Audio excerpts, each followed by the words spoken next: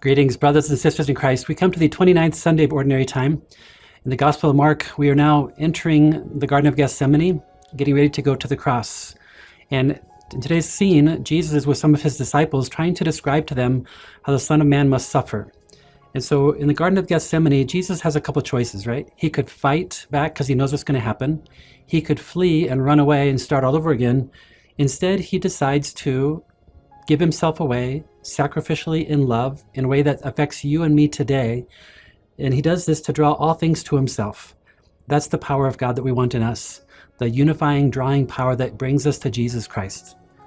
We learn how to do that today through what's called redemptive suffering. Redemptive suffering is what Jesus does on the cross, and you and I are called to do it for one another. The principle is very simple but powerful.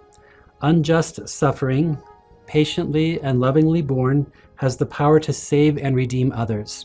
So unjust suffering, Jesus did not deserve it, but he willingly did it out of love.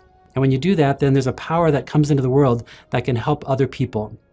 So when you and I suffer, and we all are going to suffer, we invite you to offer it up. That's redemptive suffering. So if suffering comes, I can offer it for a specific person or an event or a problem in the world somewhere.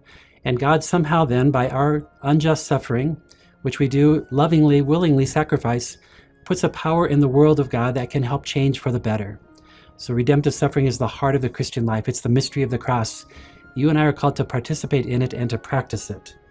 We find in the first reading today, Isaiah is called a suffering servant.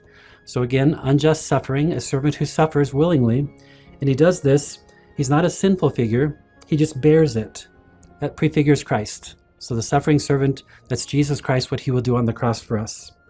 The second reading today, letter to the Hebrews, says, "For we do not have a high priest unable to sympathize with our weakness, but one who is tested in every way, yet is without sin." So look, again, this is the suffering servant. He's sinless, but he willingly takes on our sin.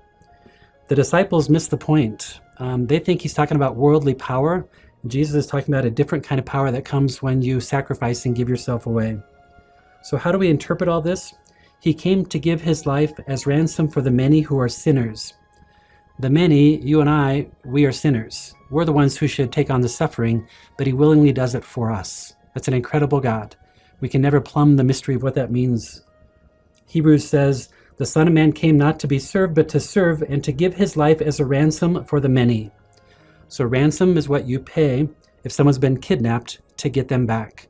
Jesus' death and his blood as a ransom to get us away from our sin, to get us back from the lures of Satan, to bring us back into the life of God. He willingly gives that.